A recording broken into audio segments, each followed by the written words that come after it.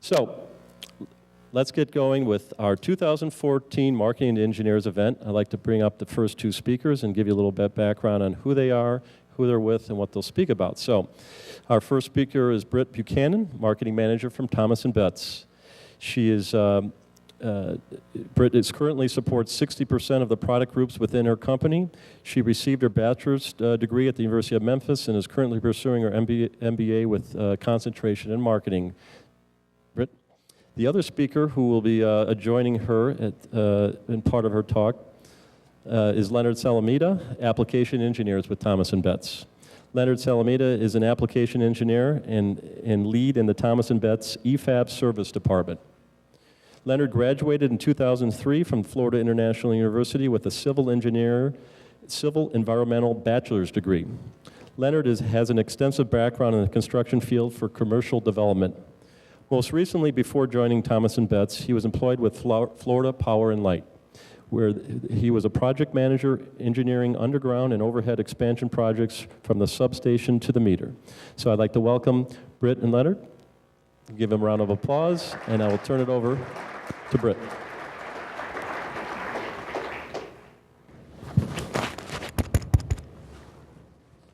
Brit, check it out. Brand new iPhone 10. Look at this baby. Amazing. Look at that size. It's only 10 inches long. Only 16 ounces. Only 1 pound? That's it. It'll fit. It's really just an iPhone 5x2. But look at this thing. It's sizzling. It's right out of engineering. 38 megapixel camera. Does that mean I can take awesome selfies? Amazing selfies. That's exactly what we designed it for. Selfies. Look at this. 2380 by 1160 pixels. 5300 milliampere hour battery. Lasts for 42 days. Whoa. This thing is unbelievable. This will change the world. I'm just going to use it probably for Facebook, but everyone else that uses it, it is going to change the world. I need you to do what you do best. Take this to market. Leonard, that's a great product. I can't wait to help you take this to market. Thank you. First things first, we need to get a hero shot. Hero shot? Picture of me on the front? Of course, we're sending you to a photo shoot. Thank you. We're going to place this on the front of a Z-fold brochure, and we're going to blast it out to our entire customer base. We're going to get some aqueous coating on a 100-pound cardstock, and then we're also going to get some spot gloss. Well, I did not understand that, but I have faith that you will do what you do best, so please, take it to market. You gotta trust me. How many of you are familiar with both sides of the jargon that was just exchanged? A few of you. How many of you can actually relate to this happening on a daily basis, such as engineering or marketing, walking into your office and dumping all of this jargon on you, and then they leave and you find yourself wondering, what did we really even just talk about other than this awesome new product that needs to go to market? We use jargon in our everyday communications, but are we really understanding each other? Clear communication is key, right? Not necessarily. Clear communication all depends on the audience. Leonard and I have learned that marketing needs two things from engineering. We need to be educated on that technical jargon. What is that foreign language that Leonard was just speaking to me? We also need to be educated on the benefit. What is the benefit that this customer is going to receive if they purchase our product? Another lesson that we have learned is bringing in the design engineer on the initial marketing brief. This always helps to connect that gap for marketing. This gives us a chance to admire the way that engineering perceives all of our launch components, and it also gives us a chance to ask questions so there's no miscommunication on the back end. Jargon connects us. It makes us feel that we have a parallel listener. It gives us a verification in the conversation. Jargon is not specific to engineering. It crosses all fields and all disciplines. When we collaborate, such as marketing and engineering, we have to work through that cloud of jargon. Marketing in our company is famous for all their acronyms. I don't get their acronyms. I have to ask every time they have an acronym. We had lunch with the other presenters. I have no idea what any of their acronyms were. It was just jargon. They were speaking jargon, okay? I didn't get it. But we have to work through that. We have to have the understanding. Engineering and marketing have to be sold on the product, not just as a new product, its ingenuity, its greatness, but we have to get to the marketing team, what is the benefit of this product? What is the value to the customer? What is that experience the customer is going to have? Jargon to a non-technical audience is just falling on deaf ears.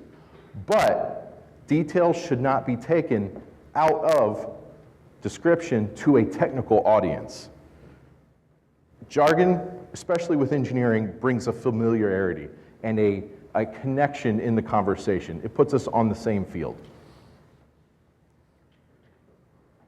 What it comes down to is trusting that each other knows what they're speaking about and learning to pick out the value from each point of view. We cannot accept that once we transfer our knowledge that the job is complete. Remember those two things I said marketing needs from engineering.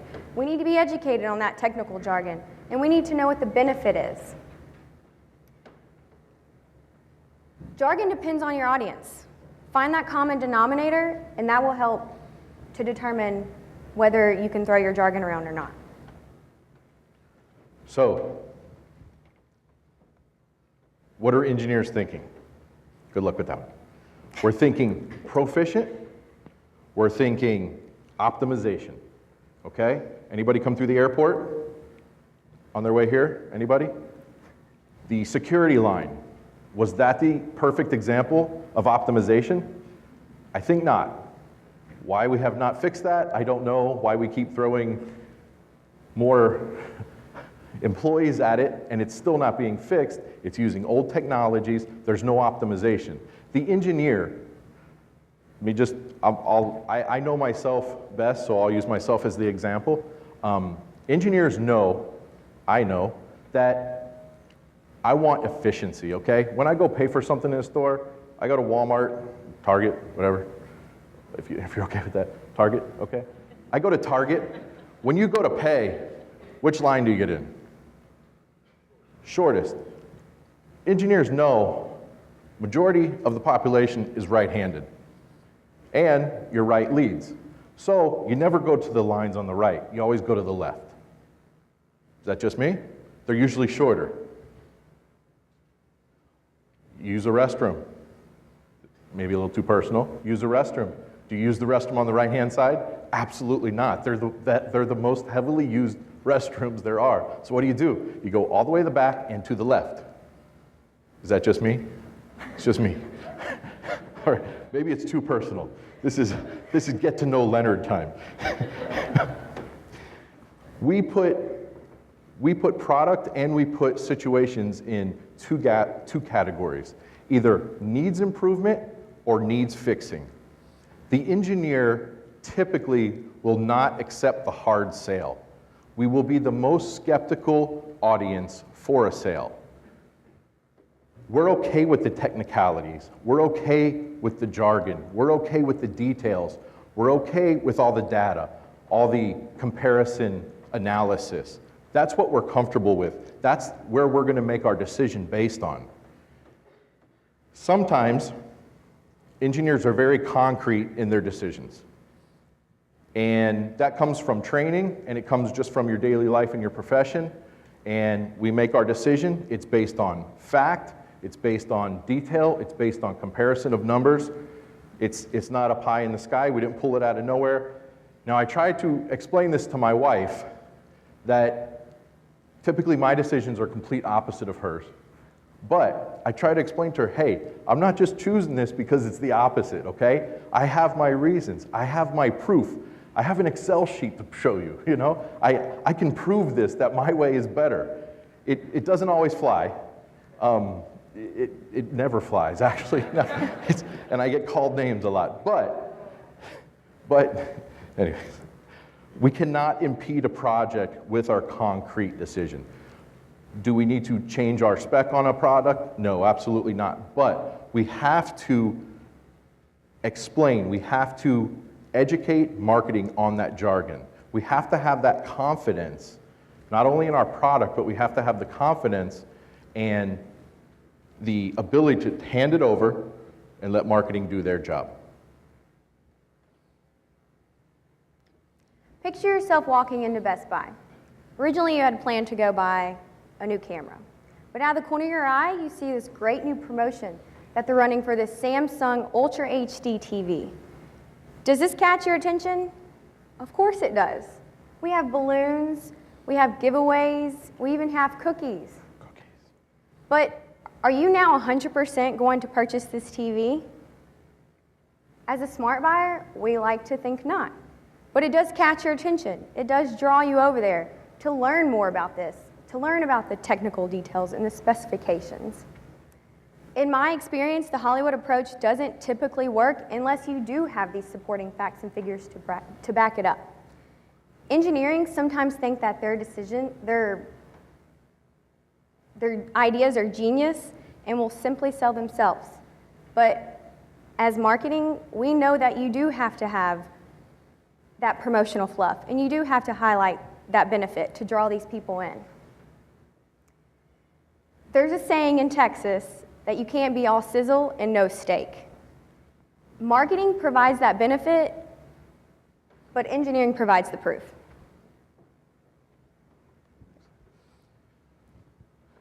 David Packard of Hewlett-Packard said, "Marketing is too important to leave to the marketing department." Please don't be offended, let me explain. Again, I am presenting from the engineer point of view, okay? So please don't be offended. Do I have at least half the room on my side? At least half, please. I gotta clap, thank you.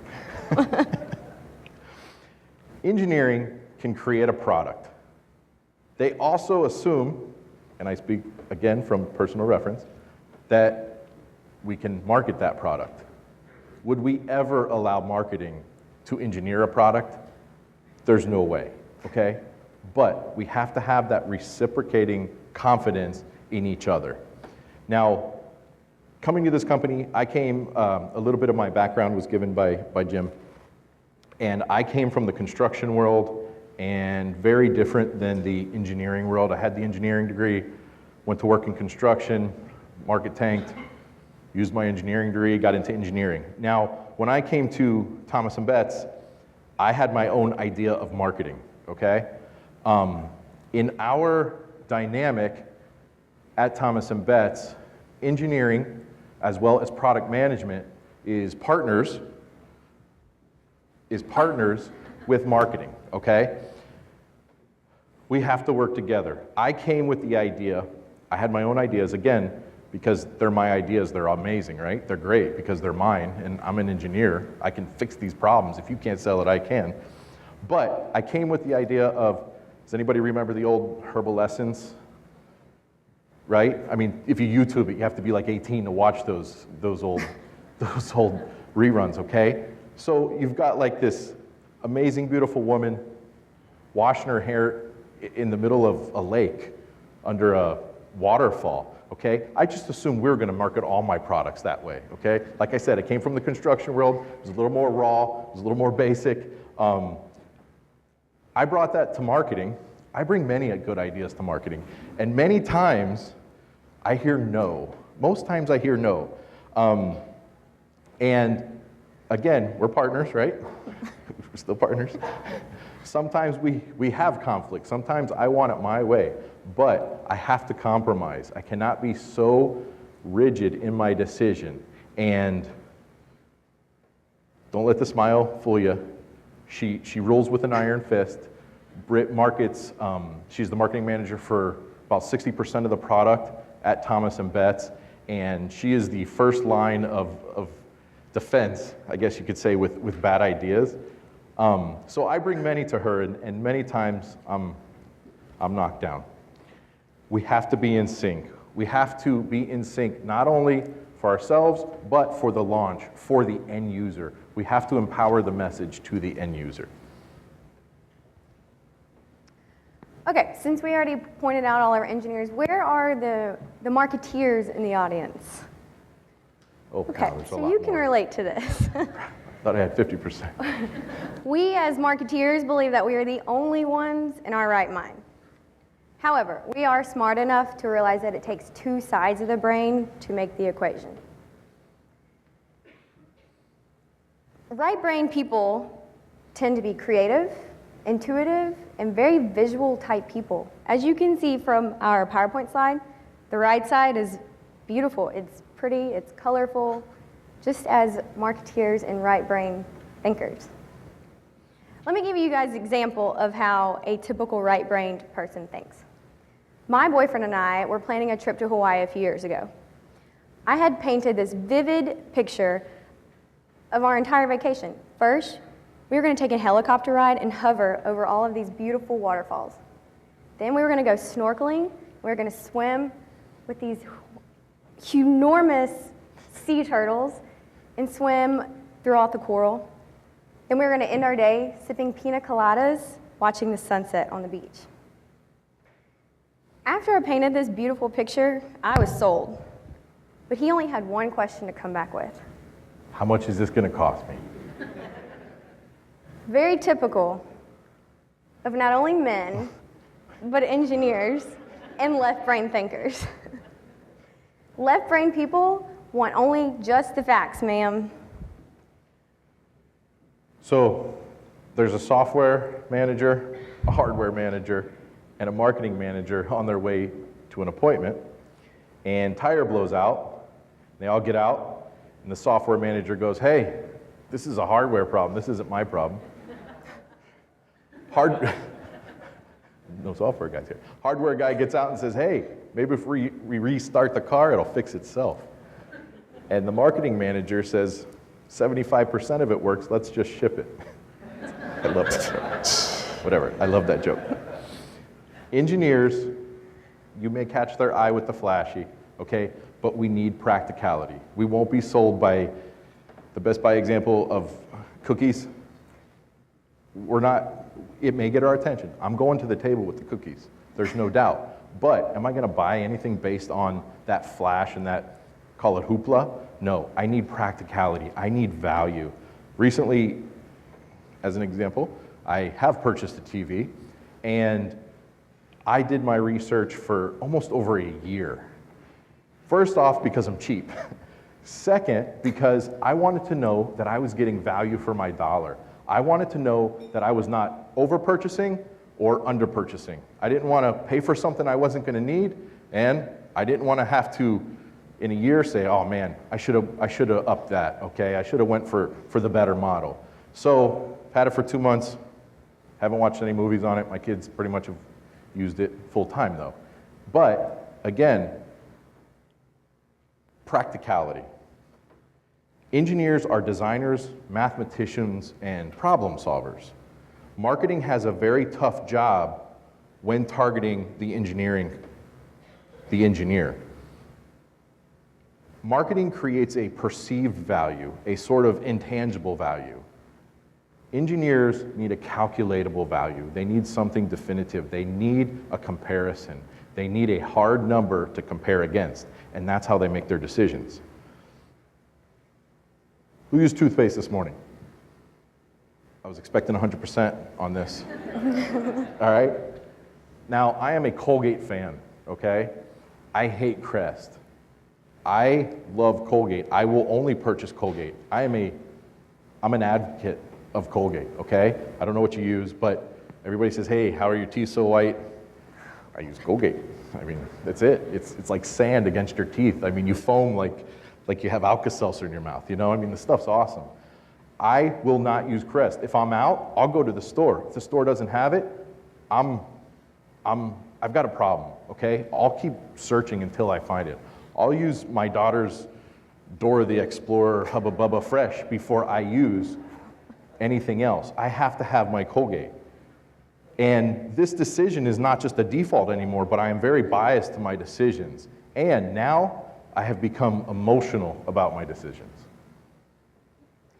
Marketing needs engineering just as much as engineering needs marketing.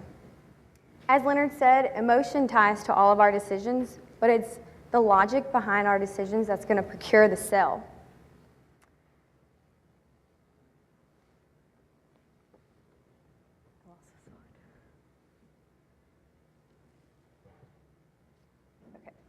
We understand that you must have the supporting facts to back up all these launches, but it's the benefit that's really going to draw you in. It takes two sides of the brain to make this decision. The left side for perceived value and the right side for value or perception of the brand. They work together to make this whole purchase decision work. If you can pull value from each side, then you can have an explosive launch.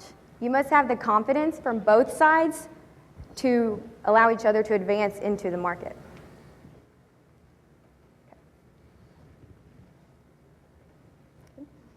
Why is marketing important? Marketing in our industry is especially important because a lot of our products are not impulse buys, but rather project-driven purchases. We're also faced with trying to market commoditized items. So compelling and constant marketing collateral and launches are key. Our type of buyer weighs the facts, makes comparisons, and buys based on what fulfills his requirements. We as marketing want to grasp your attention, but we also want to support it with all the technical details behind it. Think back to the Best Buy example. One would have never been drawn in if it wasn't for the balloons and the cookies. Engineers don't like the teasing and they don't like the superficial fluff. And we want these people to buy our product. But not only do we want them to buy our product, we want to make them an advocate of our brand.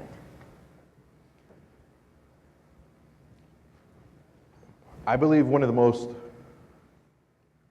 complementary attributes to both marketing and engineering is their attention to detail.